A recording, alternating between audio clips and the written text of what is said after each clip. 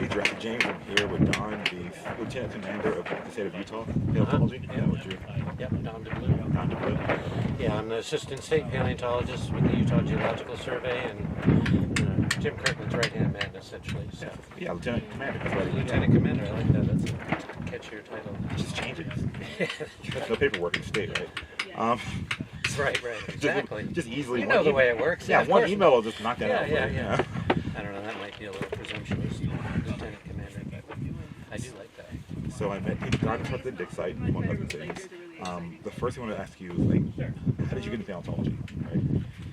Right? I'm a little bit odd. Well, in more ways than in that I was always into science as a kid, and history and biology in particular. But I really didn't get the paleontology bug until I was in college, which is relatively late compared to some people like Kirkland, who wanted to be a paleontologist since he was 5. Or no room for me. Yeah, okay. And then so yeah, I was in college. I took a comparative vertebrate anatomy course, and there you learn about just what it sounds like, the comparative anatomy of vertebrates, so fish, amphibians, reptiles, birds, mammals. I thought I had a really amazing professor. He was one of these people. Halfway through the first class, I was like, I'm never going to miss a single class with this guy. He was so amazing. Yeah, so it was really neat. And then I got into the vertebrate anatomy, and then I took a paleontology course that you use the vertebrate anatomy, but then you get to use the fossils. And what I liked about it is that you could go to the museum and open the drawer, and there's an actual fossil skull that you can pick up and see. And so lots of biological sciences are really neat and lots of cool results. But the actual work is not hands-on. There's some sheets, colorless liquids being mixed together, and DNA and all that stuff, which is really neat stuff, but it's not as much fun as holding it in your hand. And then the field aspect of it being able to go out and be out here on the ground digging. So that's how I got into it. And then did my undergraduate at University of Massachusetts, and then I went back for a master's there, working on fossil mammals. Okay. And so I was kind of a fossil mammal guy until I took the job in Kirkland here in Utah, since it's mainly a dinosaur place. And I became a dinosaur guy, a reluctant dinosaur paleontologist. Which is almost like, have you ever heard those words together before? Yeah, it's kind of a joke, obviously. Yeah, I get it. Who doesn't want to be a dinosaur paleontologist? But you still made it to it, not being your main goal. That's really cool. Yeah, and it just kind of worked out because I did take some breaks in between. I can give you one of these pillows. Oh, no. I'm very, oh yeah, the hammer, sharp one. Yeah, so it worked out well for me. I did take some breaks in between, and a lot of the skills I learned when I was doing other things.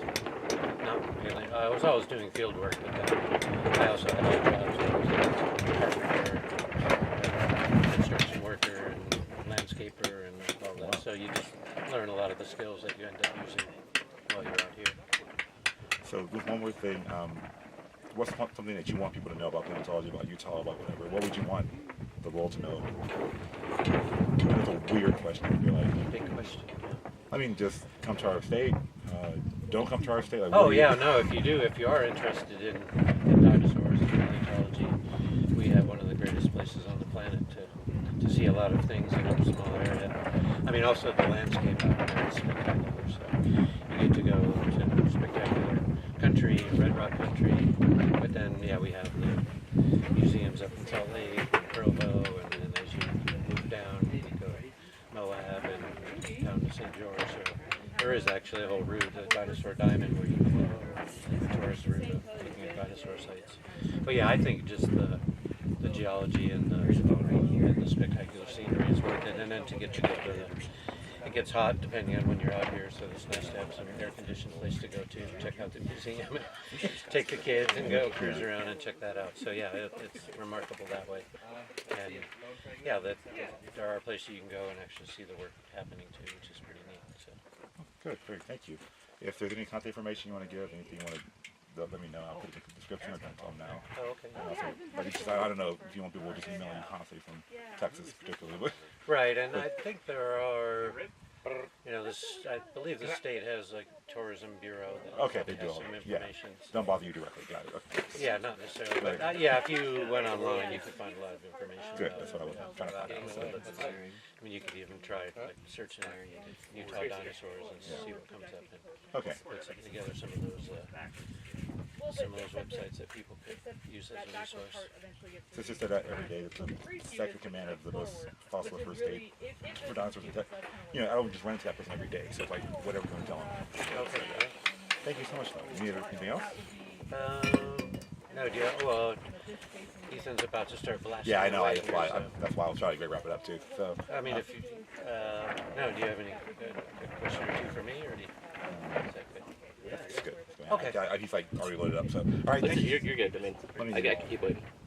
You gonna keep? Well, yeah, I might just mention, you may have talked a little bit about the site, but for Jim and I, this is the 17th season we've been working this particular site. Been working in the Cedar Mountain Formation here in eastern Utah. Well, I started in 2001, so 24 years now working with Jim.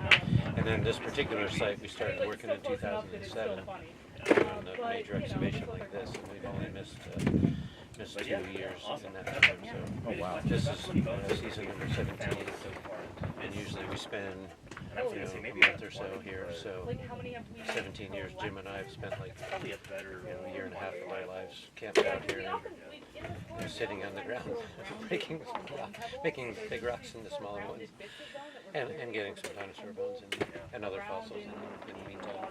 And I thank you for your service because you do this, you guys publish it, and I go my presentation. Here's what we found in there. Here's like that, so people can now know. So thank you for that. I mean, it's neat to come out. I like doing the whole thing, coming out here, opening the site, finding the bones, getting them jacketed, taking back to the lab, and then doing the preparation, opening them up. Most of the ones I opened in the lab, I'm like, oh yeah, I remember this one. Old friend. Yeah, exactly. So once you on top, also we do the number and often drop picture, and because it's kind of one of those things you do. You're like, oh yeah, even though it was 10 years ago. And of course we open it. Once we flip it over and top jack it in the lab, we open it from the bottom. So then it's almost like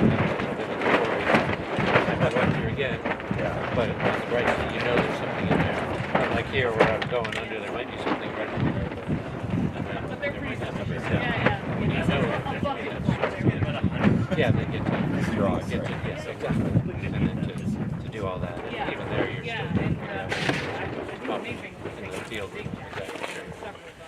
In the field, so knowing the anatomy. You never know what might be you missed. All right, well, thanks, James. Yeah, and I appreciate you coming out too. Thank you for having me. And for those of you who are wondering if he's just out here as fluff, he's actually doing a lot of good work. And he's only worked for a few days, and he takes direction extremely well and does a really good job. Because not everyone does. Let me tell you that. So yeah, they're like James is. You're invited back anytime. Oh, thank you. I just kind of too bad. It's a 25-hour drive. no, because they're like, am I doing it right? Am I doing it right? And so like, they're like, am I knowing you? No, keep doing it. Keep asking questions. So yeah. Well, those are the people we like. It's the people who think they already know what they're doing and they just blast their stuff. My general rule is like when I get here, I know nothing. Just start from the scratch. No, humility is good. Yeah. Next year I'll be back on like Earth. I'm like, I don't know anything. Just show me him. Oh, year 17, I'm still